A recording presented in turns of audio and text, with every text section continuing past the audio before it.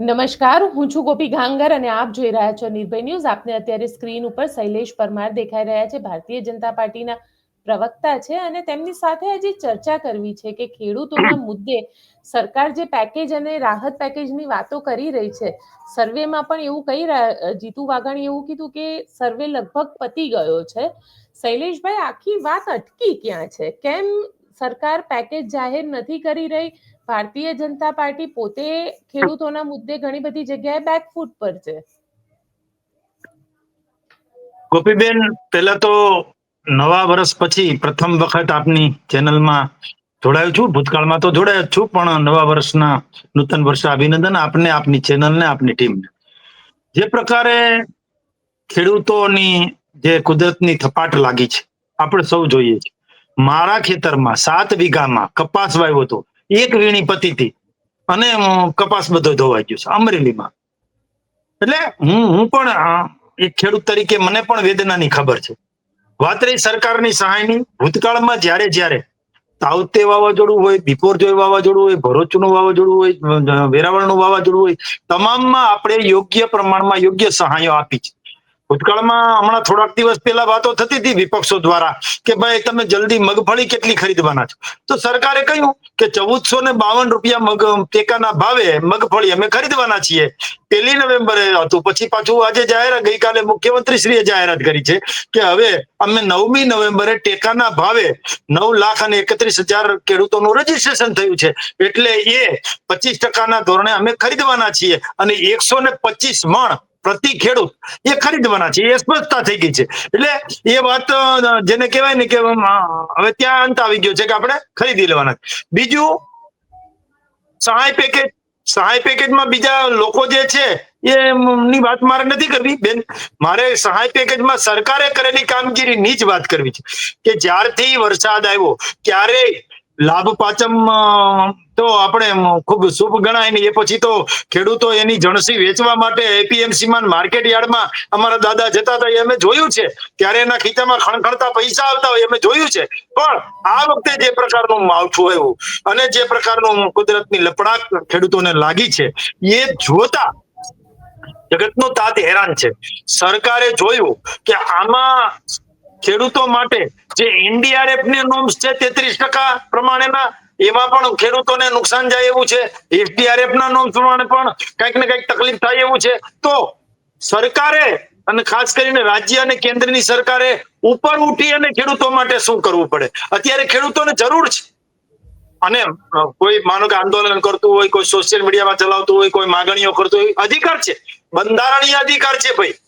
અને ખેડૂતોને તો ખૂબ જ અધિકાર છે, કારણ કે આ એની સરકાર છે, ખેડૂતોની, ખેડૂતોથી, ખેડૂતો દ્વારા ને ખેડૂતો માટે ચાલતી સરકાર છે.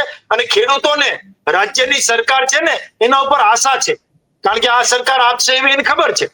એટલે ખેડૂતોની પણ માગણીઓ છે, પણ જુદી જુદી માગણીઓ આવે છે. એમાં 1-2 માગણીઓ સાથે પણ મારે આપની સાથે ચર્ચા.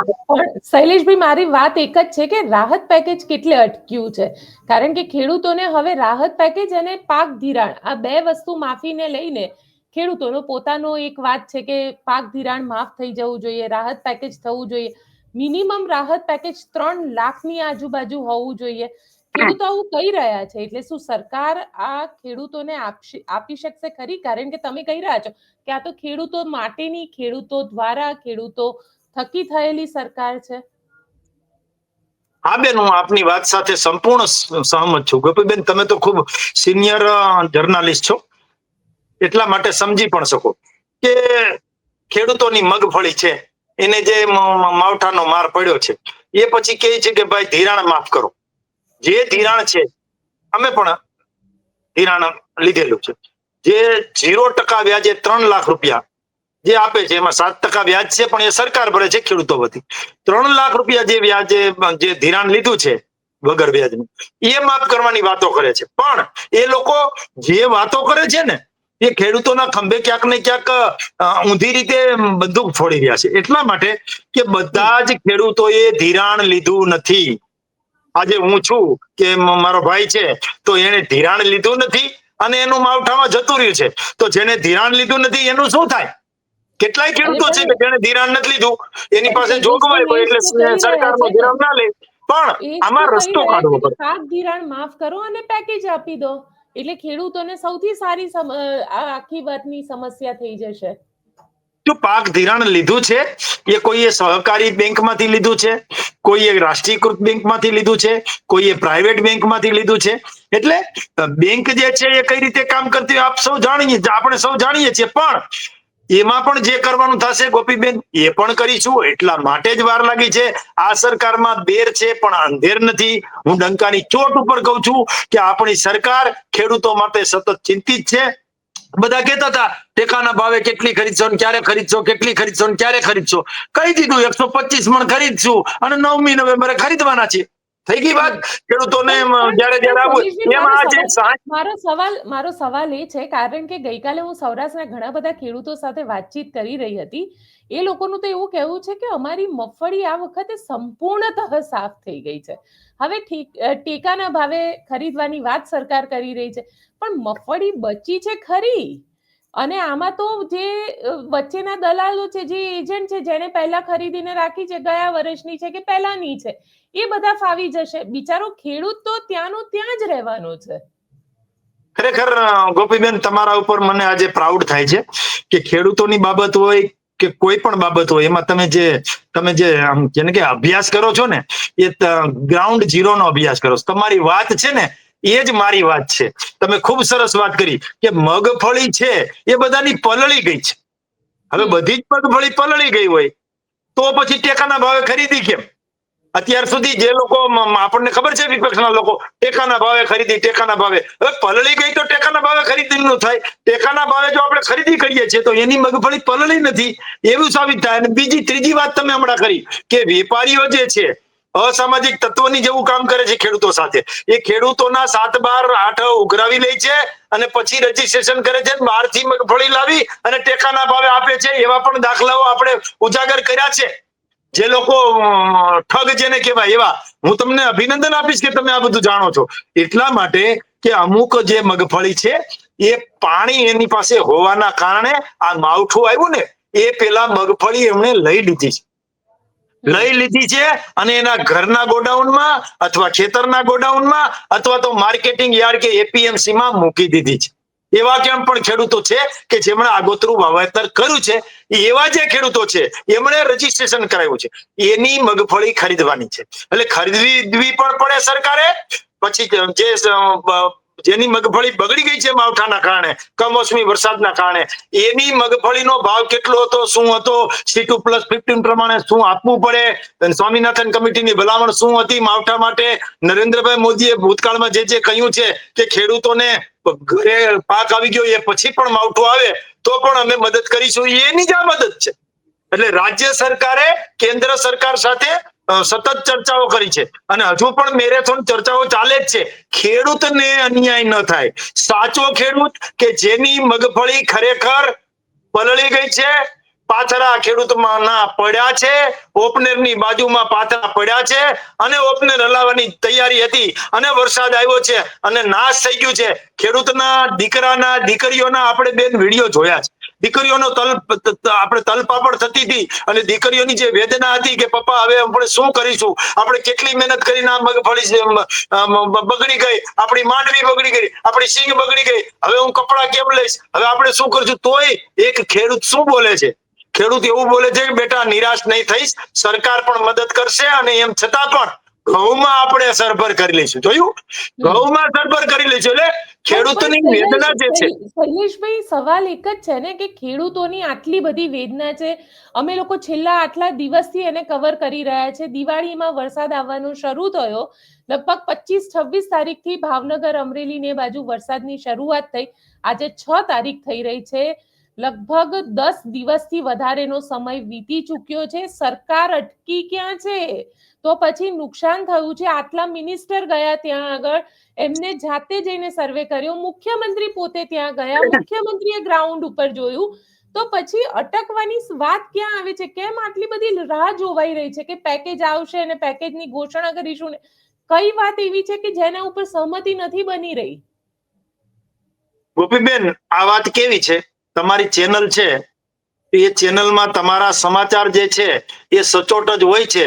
ગોપીબેનના સમાચાર આવ્યા નિર્ભયા ન્યૂઝના, એ ફાઇનલ જ હોય એવી બધામાં ધારણા છે ને. એનું કારણ શું છે કે તમે તમામ બાબતો તપાસો છો. એક જગ્યાએથી સમાચાર આવ્યા અને બધું તરત આપી દીધા એમ નહીં. એના માટે સત્યતા ચકાસણી પણ કરો છો ને.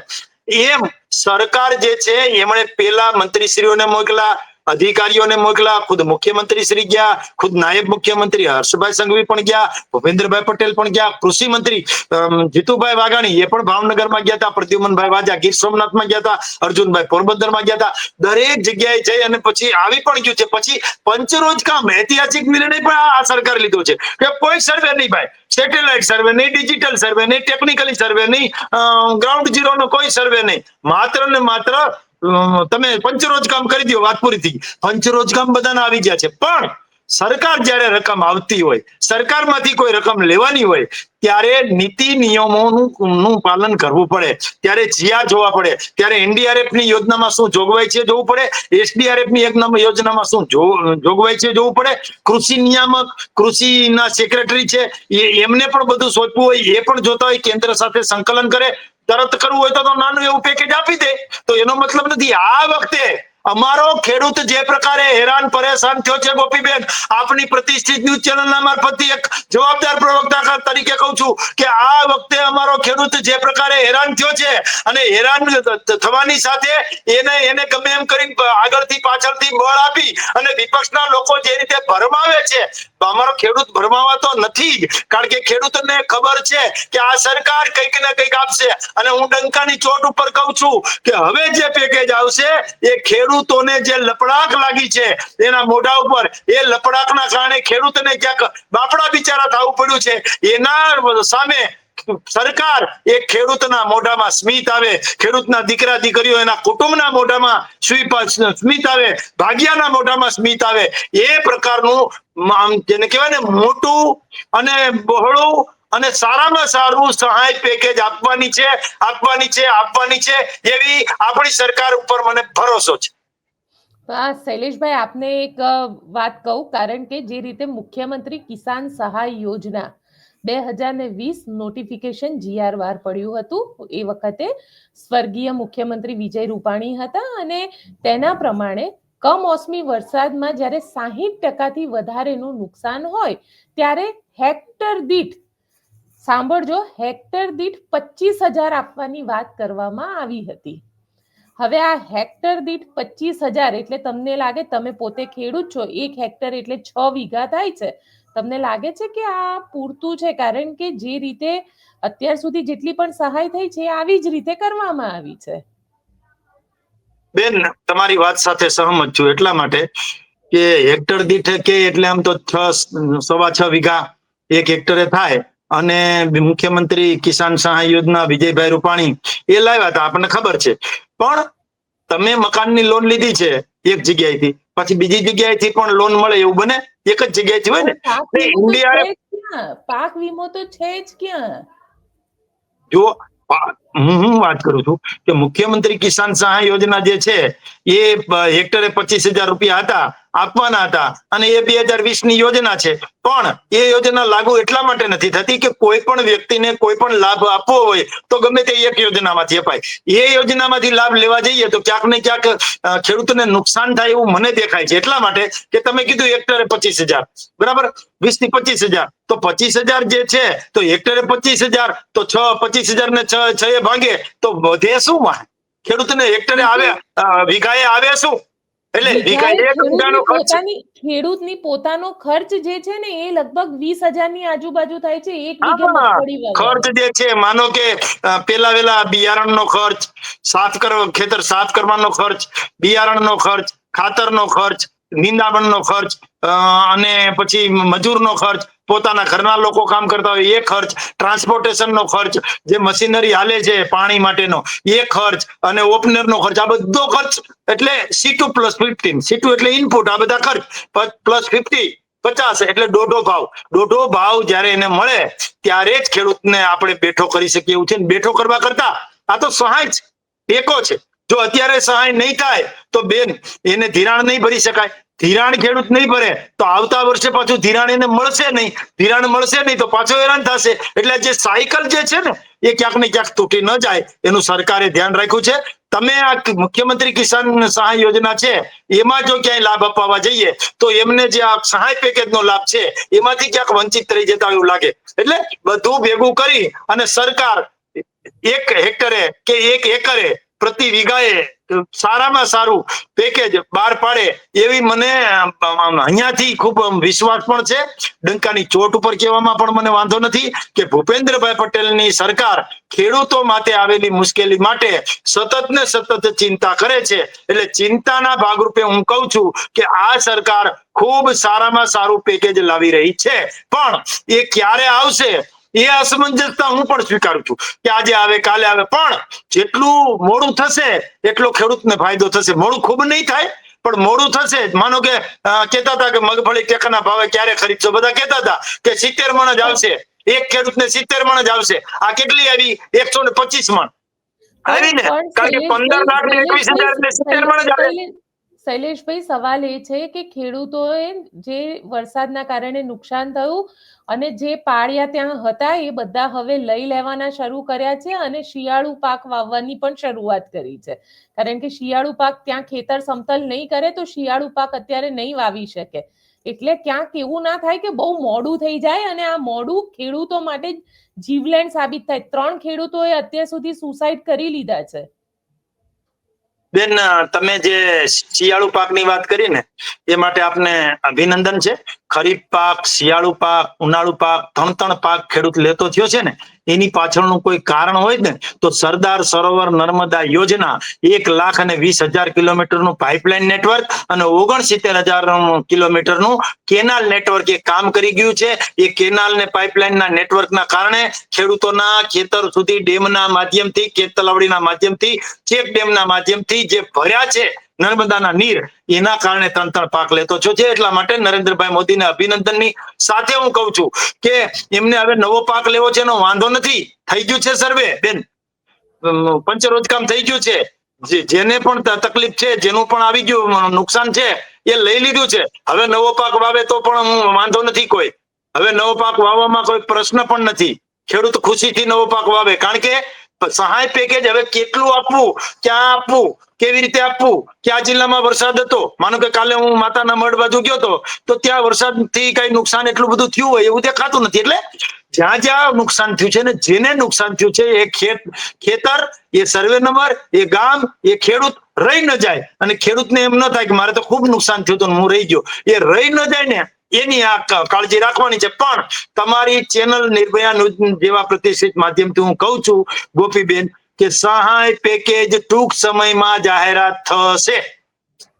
સહાય પેકેજ જાહેરાત થશે. આશા રાખું કે જે ખેડૂતો સુસાઇડ કરી રહ્યા છે, આત્મહત્યા કરી રહ્યા છે એ ન કરે અને સહાય પેકેજ એટલું આવે કે એમના માટે ક્યાંક ફાયદાકારક રહે. કારણ કે છેલ્લે તો થાય છે એવું કે ખેડૂત બિચારો અને બાપડામાં જ રહી જાય છે. ખેડૂત એની સ્થિતિ એવી જ હોય છે. ના એમએસપી મળે છે એને, ના એના પાકના એનો જે પાક થવો જોઈએ એ પાક અત્યારે કમોસમી વરસાદના કારણે નથી થયો. બેન, એમએસપી રિવાઇઝ કરવાનું કામ પણ આજ સરકારે કર્યું છે. ખેડૂત આત્મહત્યા ન કરે, ખેડૂત બાપડો બિચારો ન રહે, ખેડૂતને કાંઈ અસુવિધા ન થાય, ખેડૂતની સ્થિતિ અસામાન્ય ન આવે, ખેડૂત જે છે એ ખેતી છોડી ન દે અને હિજરત ન કરે એ માટે સરકારે ધ્યાન રાખ્યું છે. એટલા માટે કૃષિ મહોત્સવ હોય કે જે કૃષિ માટેના જે કાંઈ નીતિ નિયમો અને ટેકનોલોજીથી કામ કરવાનું છે એ તમામ કામો કર્યા છે. બીજું કે એમએસપી છે મિનિમમ સપોર્ટ પ્રાઇસ, ટેકાના ભાવે ખરીદી, એ ખરીદી કરવાનું કામ અને એમએસપી અગાઉથી હજુ વાવ્યું ન હોય તમારે શું વાવવું એ નક્કી કરવા માટે 1452 રૂપિયા મગફળીની એમએસપી જયારે વાવ્યું નહોતું ને ત્યારથી બેન આપનાર કોઈ સરકાર હોય તો ભૂપેન્દ્રભાઈ પટેલ અને કેન્દ્રમાં નરેન્દ્રભાઈ મોદીની સરકારે આપી છે. નરેન્દ્રભાઈ જ કહ્યું છે કે ભાઈ જણસી આવે ખેતરમાં એ પછી તમે એમએસપી આપો તો મતલબ શું ભાઈ? એને શું વાવવું એની ખબર પડવી જોઈએ. એમએસપી અત્યારથી આપી દો ને. એમએસપી કેટલી આપી છે? 1452 ટેકાના ભાવે. અને બજાર ભાવ શું છે? બજાર ભાવ 700 થી 800 રૂપિયા. એટલે ખેડૂતને કેમ ટેકો અપાય, કેમ સહાય અપાય એ કામ કરીએ. શૈલેષભાઈ, હું એવું માનું છું કે સ્ટુડિયોમાં બેસીને વાત કરવી કે બીજેપી ઓફિસમાં બેસીને વાત કરવી એમાં બહુ ફરક છે. તમે તમારા ભાઈને ને પપ્પાને પૂછી લેજો કે જ્યારે કારણ કે મારી તો ઘણા બધા ખેડૂતો સાથે વાત થઈ, એટલે કે જવાન જો દીકરાનું મૃત્યુ થયું હોય ને એટલું દુઃખ થઈ રહ્યું છે, કારણ કે પાક તૈયાર થઈ ગયો હતો. એટલે આશા તો ભારતીય જનતા પાર્ટીની સરકાર છે, અને એ 30 વર્ષથી ગુજરાતની અંદર ભારતીય જનતા પાર્ટીની સરકાર છે. લોકોએ તેમને સત્તા આપી છે, અને તમને લોકોને જે સત્તા આપી છે, એટલે ખેડૂતો તમારી પાસેથી જ આશા રાખી રહ્યા છે કે સરકાર એમને સારું પેકેજ આપે. આપ અમારી સાથે જોડાયા તેના માટે આપનો ખૂબ ખૂબ આભાર.